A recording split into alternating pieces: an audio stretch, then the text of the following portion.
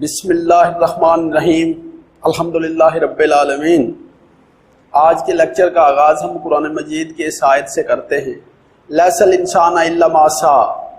बच्चों, chapter number 9 का कल आपने एक टॉपिक पढ़ा था, वो भी बहुत इंपॉर्टेंट था, जिसमें हमने पढ़ा था लाइफ साइकिल ऑफ एडिएंटम वगैरह, ठीक है, और एवोल्यूशन ऑफ लीफ। और ये भी लॉन्ग क्वेश्चन है, बहुत ही इंपॉर्टेंट है, evolution of seed. Evolution of seed, which is also most important or very important topic, और इसको आप अच्छी तरह समझने की कोशिश कीजिएगा।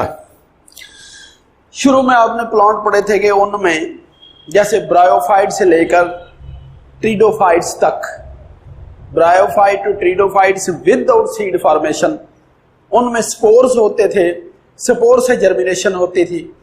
अब प्लांट जब लैंड पे आ गए तो उन्होंने स्टेप वाइज अपनी प्रोटेक्शन के लिए सीड प्रोड्यूस कर लिए। और जो सीड होते हैं वो आपको पता है कि ड्राई एनवायरनमेंट में सरवाइव कर सकते हैं, खा टेम्परेचर बहुत ज्यादा हो या टेम्परेचर कम हो, और वो फ्रीजिंग टेम्परेचर पर भी इवन सीड सरवाइव कर जाते हैं। तो ये पौधों की बहुत ही इंपॉर्टेंट हैबिट है, और इससे ये सक्सेसफुली जमीन पर ग्रो करते हैं। और आप अपने इर्द गिर्द देखते हैं बेशुमार पौधे, और अल्लाह ताला की बहुत ही बड़ी नेमत है, जिसके लिए हमें कहना चाहिए फबी अला रब्बिकुमा तुकज़्ज़िबान, कि कौन कौन सी नेमत अल्लाह की जो आप जुटलाओगे। अल्लाह पाक ने बेशुमार नेमतें हमें दी हैं। तो सीड पैदा करने वाले पौधों को हम कहते हैं spermatophyte.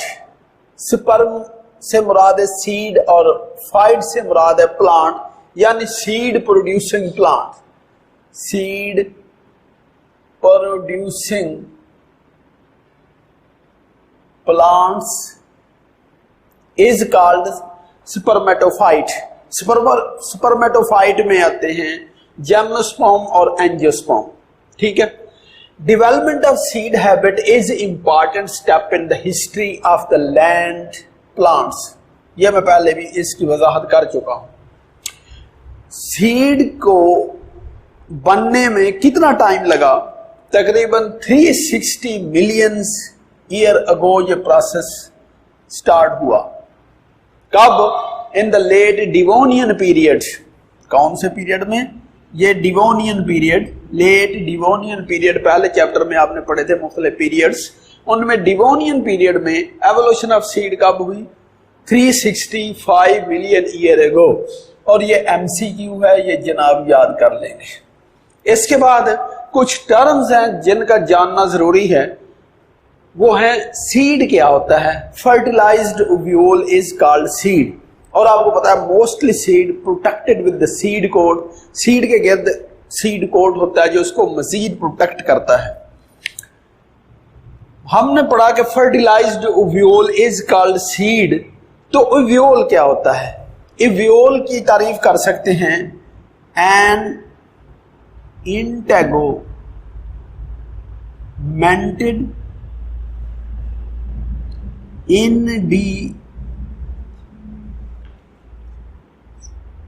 indehiscent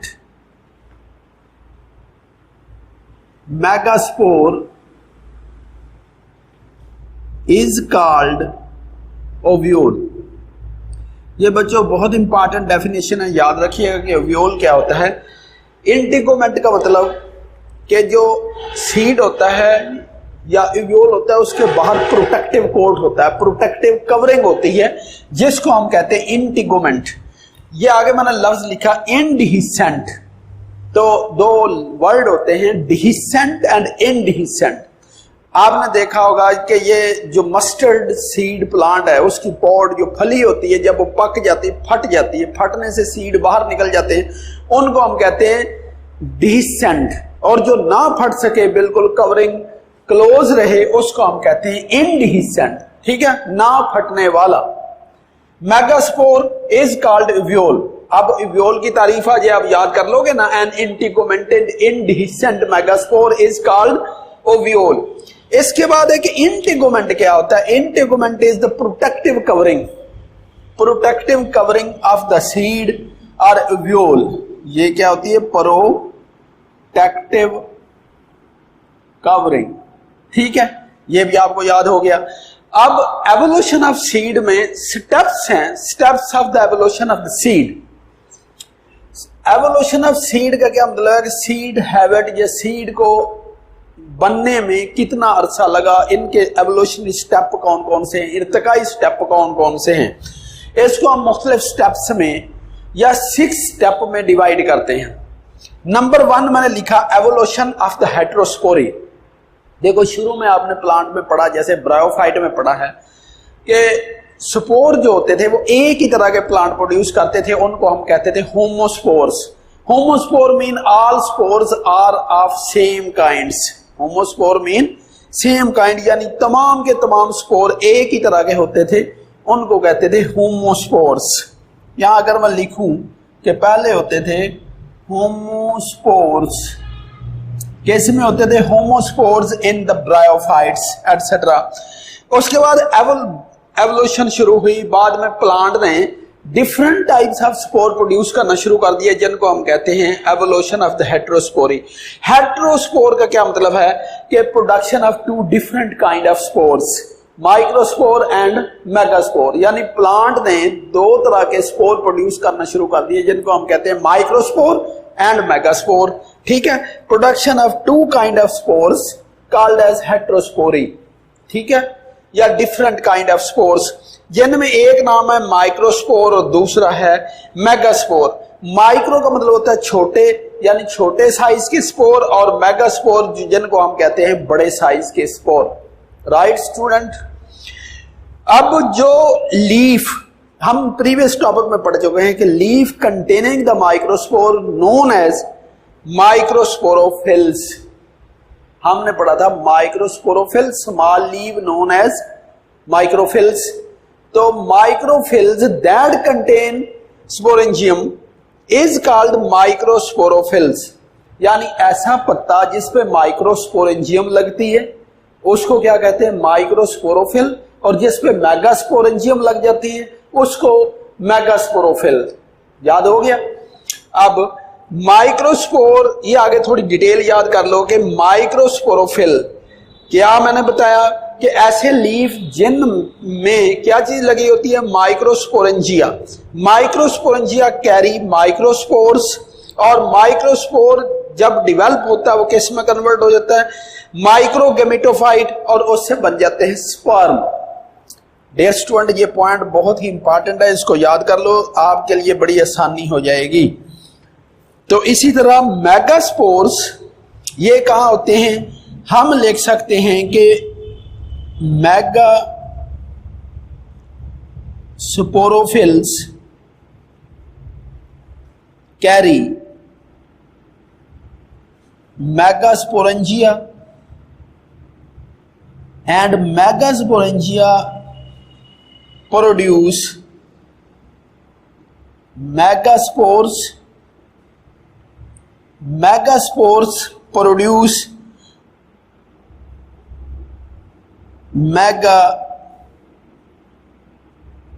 megametophyte, which is also known as female gametophyte.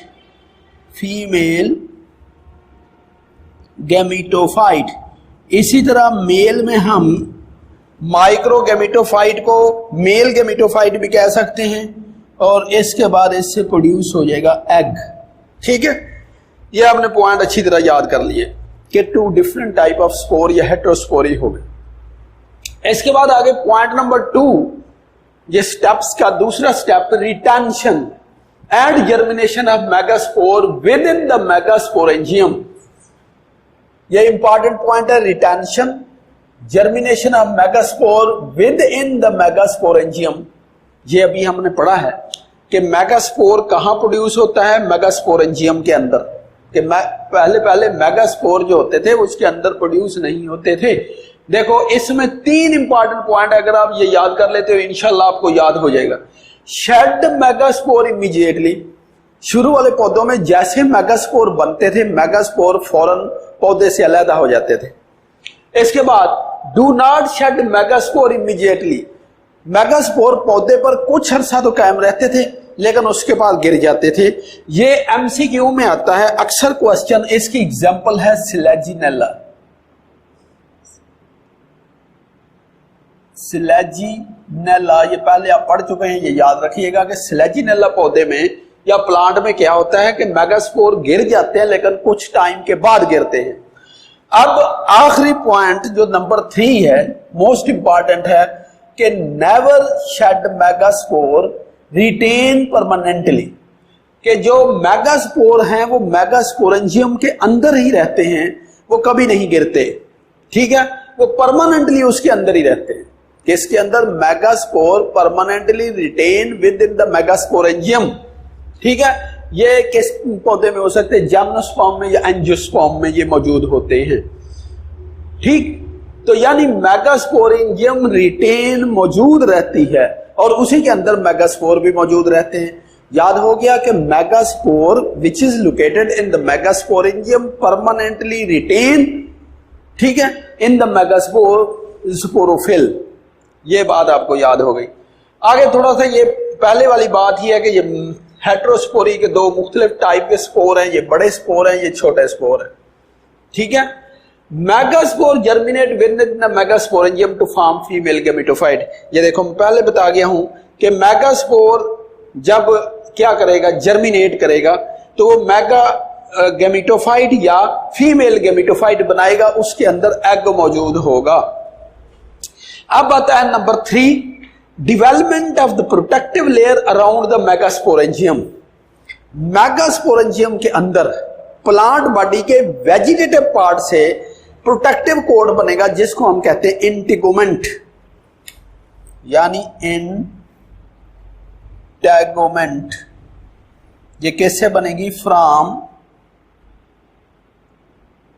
Vegetative parts of the plant, पौधे के वेजिटेटिव पार्ट से ये लेयर बनना शुरू हो जाएगी। अच्छा, ये लेयर 1 भी हो सकती है, 2 भी हो सकती है, यानी ये प्रोटेक्टिव लेयर है। तो हम लिख लेते हैं इंटेगोमेंट क्या है, ये ऊपर लिखा हुआ ही है, development of the protective layer around the megasporangium.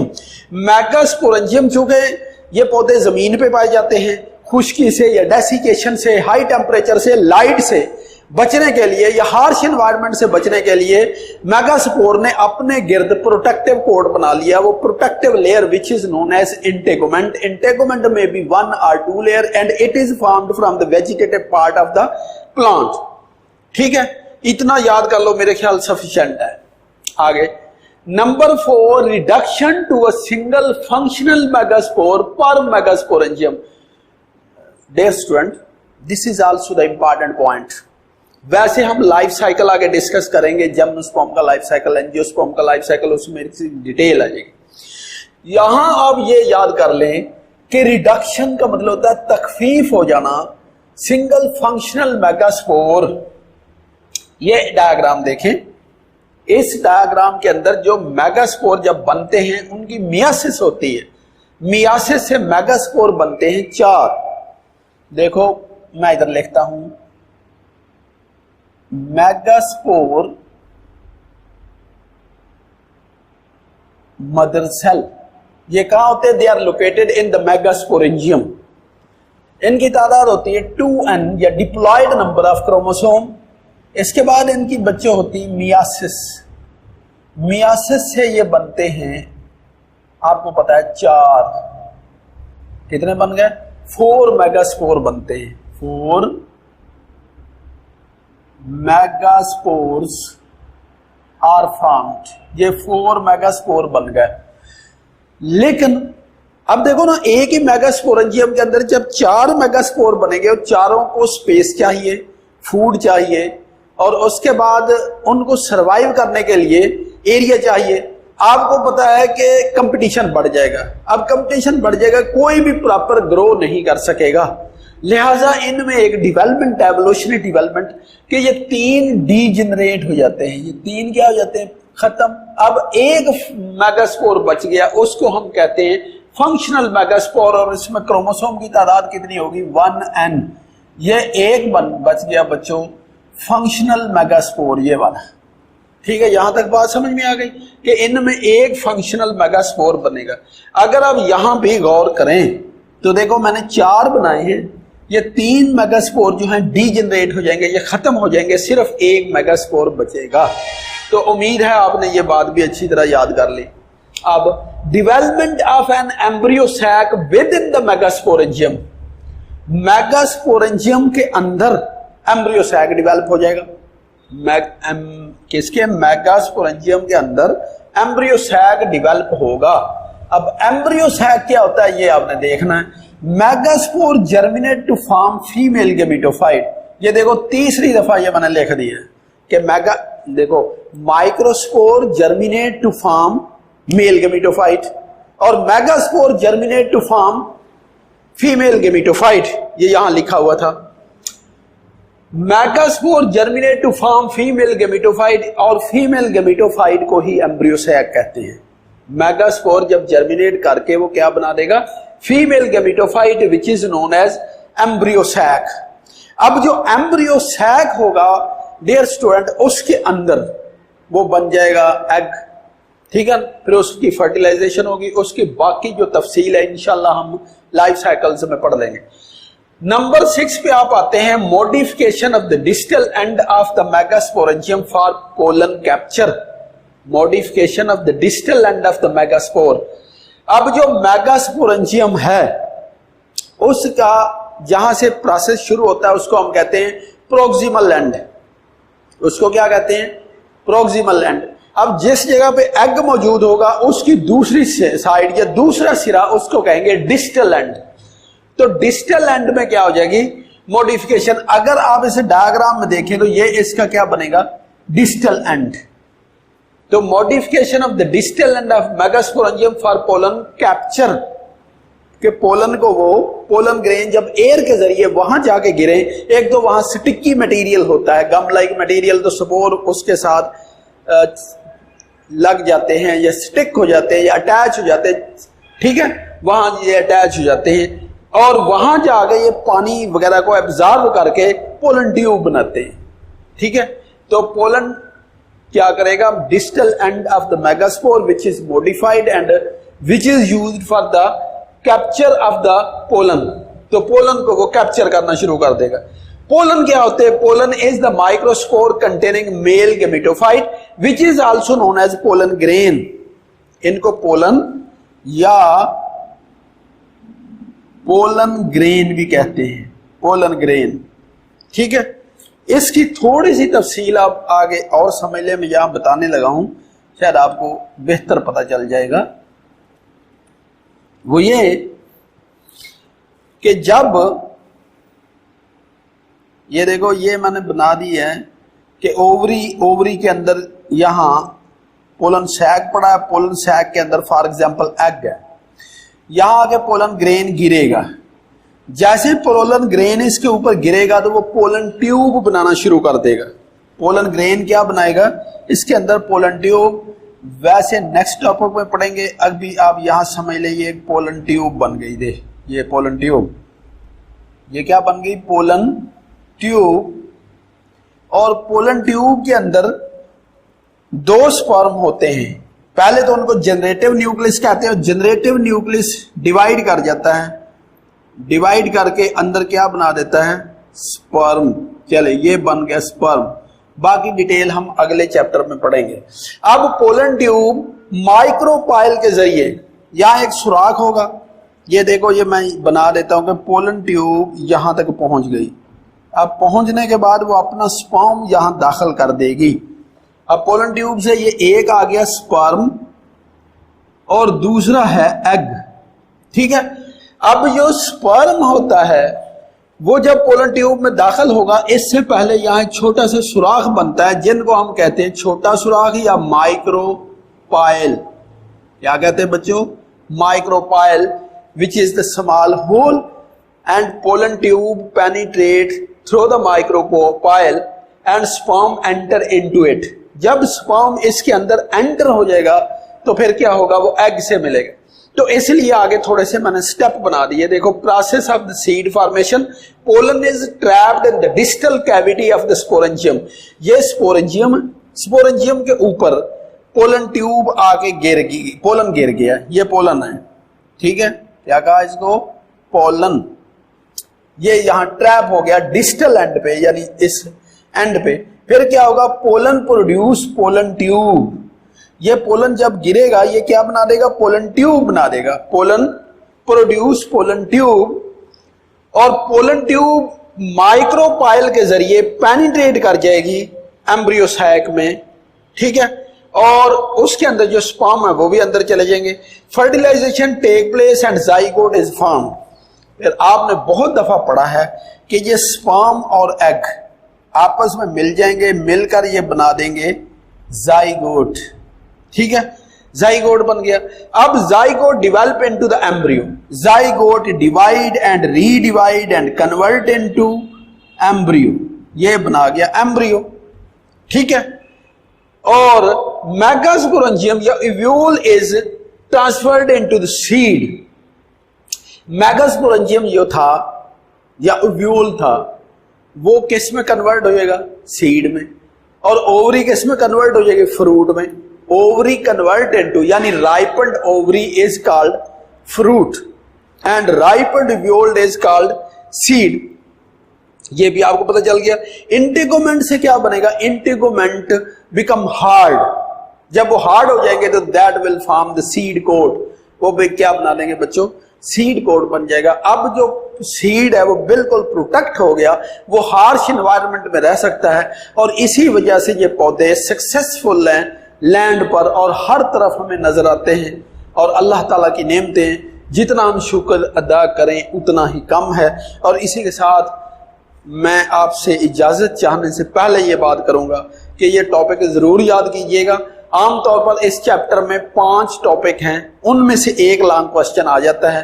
पहला है life cycle of the adiantum, दूसरा है एवोल्यूशन ऑफ द लीफ, तीसरा बच्चों है evolution of the seed plant, seed, और तीसरा है life cycle of the pinus, और 5वां क्वेश्चन है angiosperm, life cycle of the angiosperm, यानी लाइफ साइकिल ऑफ एडियंटम, उसके बाद evolution of leaf, evolution of seed, life cycle of the pinus और gymnosperm, life cycle of angiosperm. अपनी दुआओं में मुझे ये जरूर याद रखिएगा, अपने वालिदैन का एहतराम कीजिएगा। और मुहर्रमुल हराम मुसलमानों का न्यू ईयर शुरू हो गया, ये आपको मुबारक हो। और इसी माह में आपको पता है हजरत इमाम हुसैन की शहादत हुई थी, जो बातल ताकतों का और इस्लामिक ताकतों का एक मुकाबला था। और हजरत इमाम हुसैन को अल्लाह ताला ने कामयाब किया और हमें भी उनकी तालीमात पर अमल करने की तौफीक अता फरमाए। अल्लाह हाफिज़।